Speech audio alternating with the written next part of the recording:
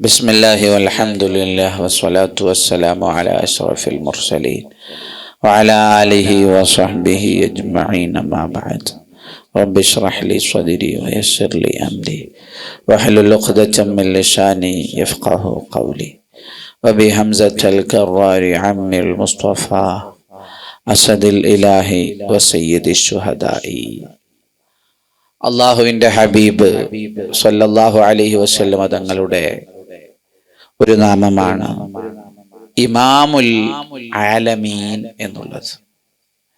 ഇമാമുൽ ആലമീൻ, ലോകത്തിന്റെ ഇമാമാണ്. ലോകത്തിന്റെ ഇമാമാണ് സല്ലല്ലാഹു അലൈഹി വസല്ലം. ലോകത്ത് അൽ ആലമീൻ എന്ന് പറഞ്ഞാൽ മനുഷ്യരും ജിന്നുകളും എല്ലാവരും അതിൽ ഉൾപ്പെട്ടു. എല്ലാവരും ഉൾപ്പെട്ടു അതില്. മനുഷ്യരും മനുഷ്യേതര ജീവികളും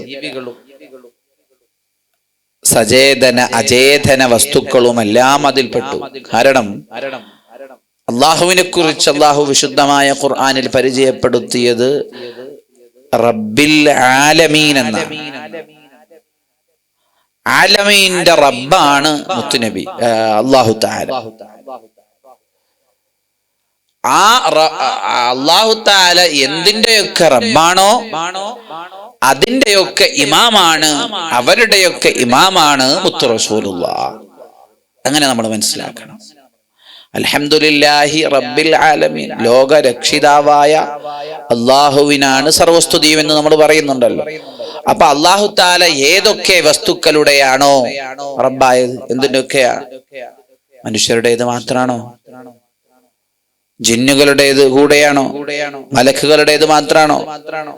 ജീവനുള്ളവരുടേത് മാത്രാണോ? അല്ല, എല്ലാത്തിന്റെയും റബ്ബ്, എല്ലാത്തിനെയും സൃഷ്ടിച്ചു പരിപാലിക്കുന്നതാണ് അല്ലാഹു തആല.